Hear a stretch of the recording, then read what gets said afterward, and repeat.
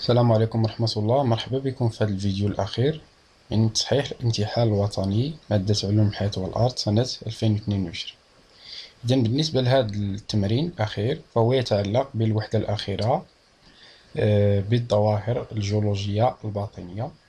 إذا غادي نقراو المعطيات ديال هذا التمرين، فهو منقط على 3 نقاط. Alors, premièrement, au niveau des zones de subduction, on constate un magmatisme intense accompagné d'un volcanisme important.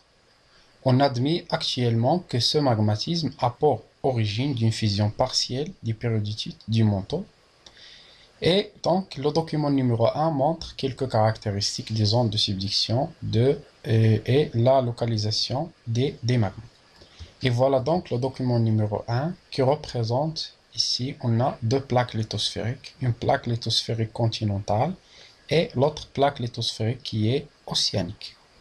Ici, on aura la représentation de la profondeur. Et donc, comme vous voyez ici, chaque plaque lithosphérique il est constituée de deux parties.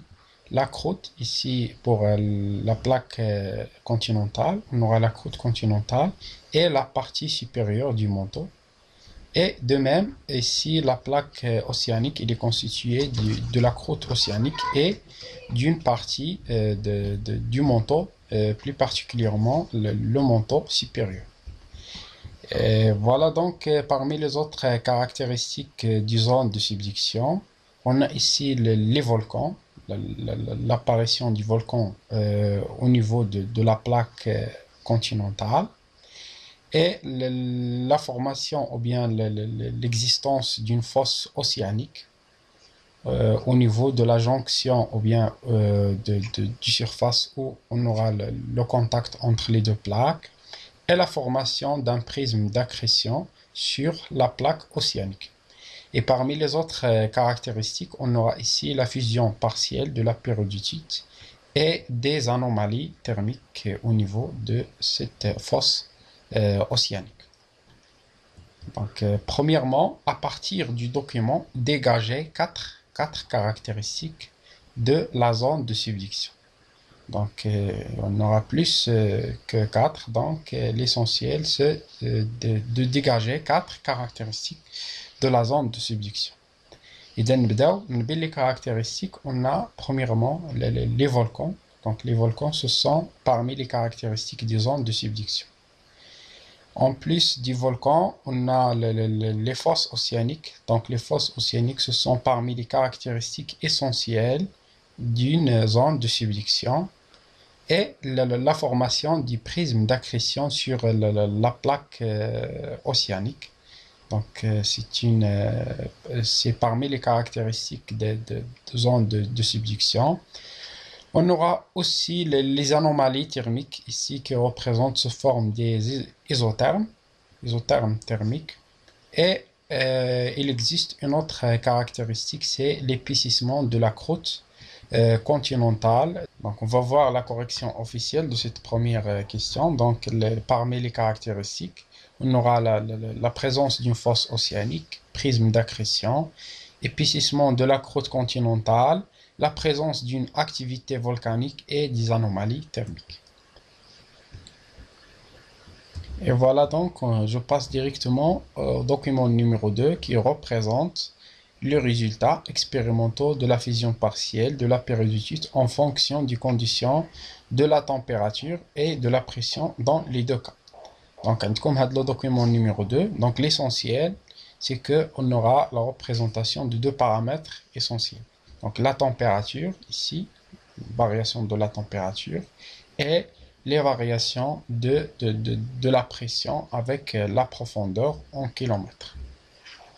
Et on aura ici deux conditions. Donc, la condition numéro 1, c'est une périodicite non hydratée, c'est-à-dire qu'il est dépourvu de l'H2O. Et l'autre périodicite, c'est la périodicite hydratée, c'est-à-dire qu'il est caractérisé par l'existence d'un pourcentage de l'H2O. Et voilà donc, on a ici 3 courbes ici. Donc, pour la première courbe, elle représente solidus de la périodicite non hydratée. Pour 2, il s'agit de solidus de la périodicite hydratée. Et pour 3, il correspond au géotherme de la zone de subduction. Et voilà ici une notion très importante ici, c'est la zone de la fusion partielle de la périodicite. Il est représenté ici dans une zone entre la courbe qui représente le solidus de la périodicite hydratée et le géotherme de la zone de subduction. Concernant les questions, donc pour la question numéro 2, en vous basant sur le document 2, dégager les conditions nécessaires de la fusion partielle de la périodicite. بمعنى غادي نستخرجوا الظروف الملائمة ولا اللازمة لكي يتم الانصهار الجزئي ديال la périodicite. وبالنسبة la question 3, en exploitant les données du document numéro 1, c'est pas le document numéro 2, montrer que ces conditions se réalisent dans la zone de subduction. إذا غادي نستخرجوا أولا الظروف اللازمة. Premièrement, la périodicite, il est hydratée. Donc parmi les conditions, c'est que il est nécessaire d'avoir une périodicite qui est hydratée. Et parmi les autres conditions, donc comme vous voyez ici, donc c'est la zone de la fusion partielle. إذا هنايا عندنا المنطقة ديال الانصهار الجزئي ديال la périodicite. Et on va voir premièrement la profondeur. Donc la profondeur, il y varie entre 80 km jusqu'à environ 150 à 160 km. بالنسبة la pression, elle est entre 2,5 gigapascal jusqu'à 5 gigapascal. Et parmi les autres paramètres, c'est la température. Donc la température dans cette partie-là, elle varie d'environ entre 800 degrés Celsius jusqu'à environ 1100 degrés Celsius. Donc on va voir la correction officielle de cette première question. Donc les conditions sont la périodicite qui doit être hydratée, c'est-à-dire présence de l'eau, une profondeur entre 80 km jusqu'à 150 à 160 km, la température qui varie entre 800 degrés Celsius à 1250 degrés Celsius, et une pression entre 2,5 gigapascal à 5 gigapascal.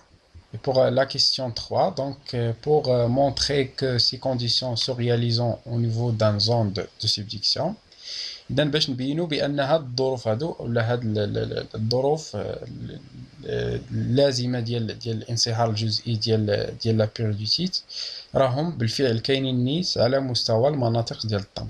إذا هنايا عندنا لا فيزيون بارسيال، هنايا في هاد المنطقة هادي هي لي اسونسيال بالنسبة لينا. Donc, كتشوفوا هنايا عندنا لاش دوزو، c'est-à-dire que la périodicite elle est hydratée. وعلاش قلنا la périodicite? Parce que il existe au niveau du manteau supérieur de la lithosphère continentale. Et on sait que le manteau il est constitué principalement de la périodicite. إذا عندنا la périodicite hydratée. Donc c'est parmi les conditions qui caractérisent les zones de subduction. En plus de ça, on va voir d'autres paramètres. Donc parmi eux, donc c'est la profondeur. بالنسبة la profondeur, كما كتشوفوا هنايا, la fusion partielle elle se réalise dans une profondeur qui varie d'environ, كما كتشوفوا هنايا, entre 80 km jusqu'à environ 150 à 160 km. وبالنسبة la température حتى هي نقدروا نحددوها انطلاقا من هاد الوثيقة هادي. إذا la température كما كتشوفوا هنايا, donc si on suit هاد les anomalies هادو, les anomalies thermiques, on peut dire que la température il est variée entre 750 degrés Celsius jusqu'à 1000 degrés Celsius. إذا غادي نشوفوا التصحيح الرسمي ديال هذا السؤال الثالث. Donc ces conditions se réalisent dans la zone de subduction car la zone de fusion partielle se situe à une profondeur entre 80 km à 150 km. Donc la zone de fusion partielle se recoupe avec l'isotherme 750 degrés Celsius et l'isotherme 1000 degrés Celsius. La croûte océanique plongeant libère le H2O au niveau de la périodicité du manteau supérieur de la plaque continentale. Et cette libération de l'eau conduit à l'hydratation de cette périodicité et donc on aura la fusion partielle et la formation d'une quantité de magma qui va être évacuée par la suite sous forme des échappements ou bien des évacuations volcaniques. Et voilà donc, merci pour votre attention.